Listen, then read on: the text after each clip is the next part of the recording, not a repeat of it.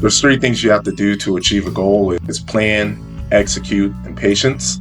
We talk about goal setting. We talk about our individual goals. Our goals as a podcast being goal oriented. What is the common theme around people not finishing through on their New Year's resolution or goals that you may have seen or you may have experienced?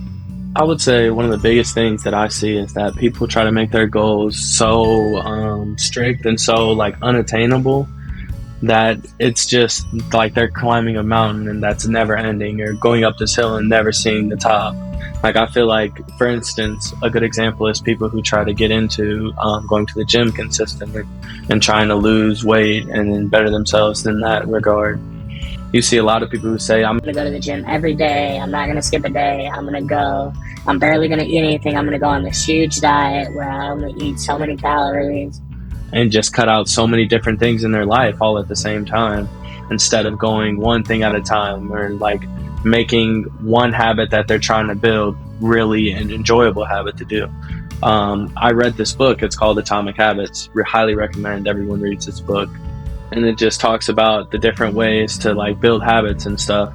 And one big thing that the book mentions is that when you're trying to build a habit, make it something enjoyable. Make it something that you look forward to.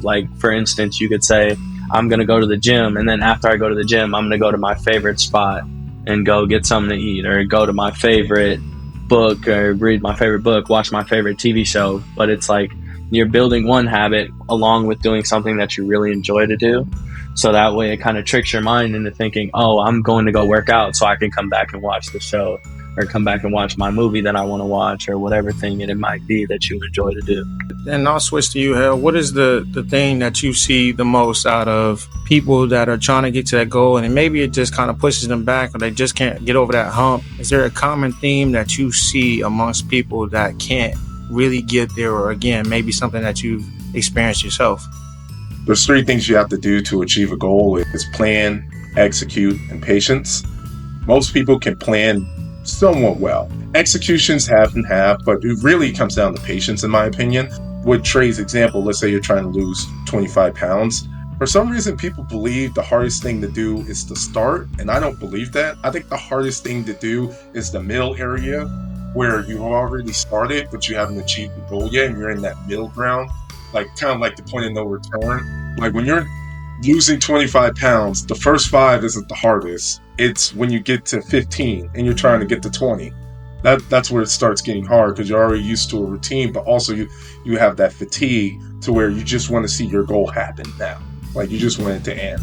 So patience is a big thing for me. I think that's where a lot of people get it wrong. And it really starts with your planning and your execution. But you have to recognize with New Year's resolutions, the real premise of a New Year's resolution is usually something that would take a significant amount of time to do.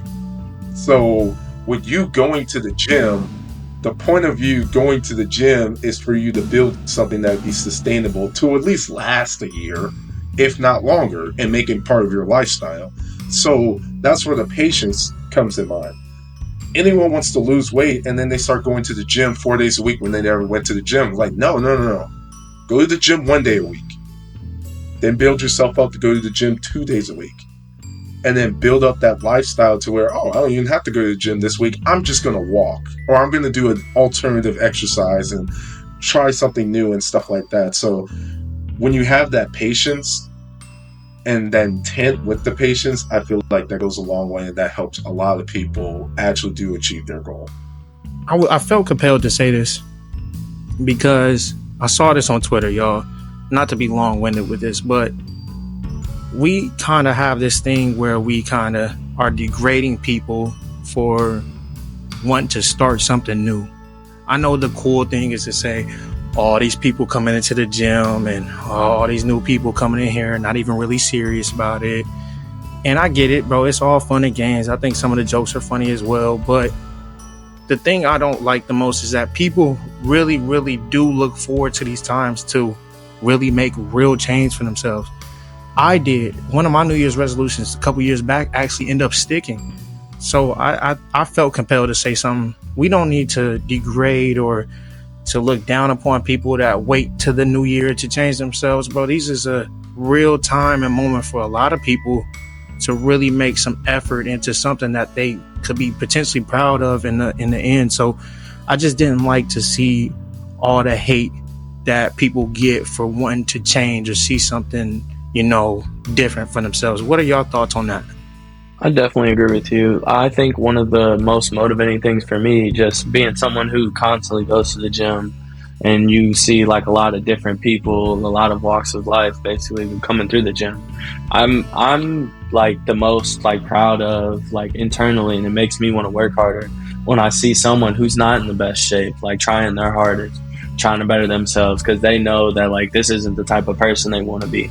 Like I really respect those people who are plus size people, who are in the gym every day, like the people that I see regularly that are big, and like watching them go from being bigger person and not being comfortable within themselves into being a comfortable person. And like I think watching that transformation is one of the coolest things that you can see just by constantly going to the gym every day and just realizing the people that are around you. What about you, Hill? What are your thoughts on that?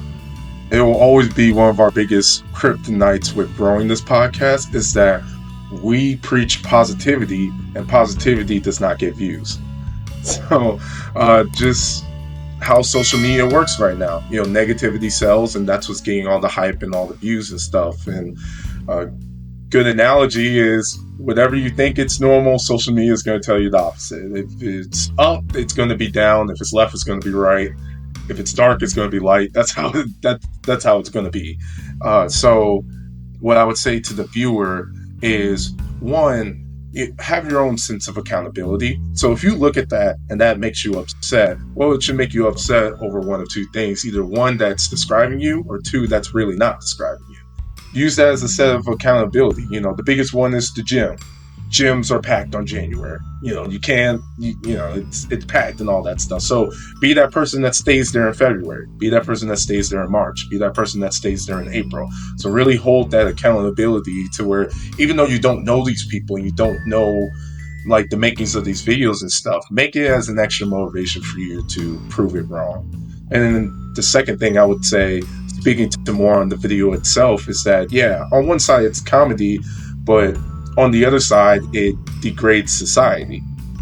So there's a sense of morality when it comes to putting together content that people have to recognize, is that these big platforms, your favorite celebrity and all that stuff, there is a lack of morality that you do have to recognize, to where at the end of the day, they're just more focused on views than they are trying to help their individual fan or viewer out.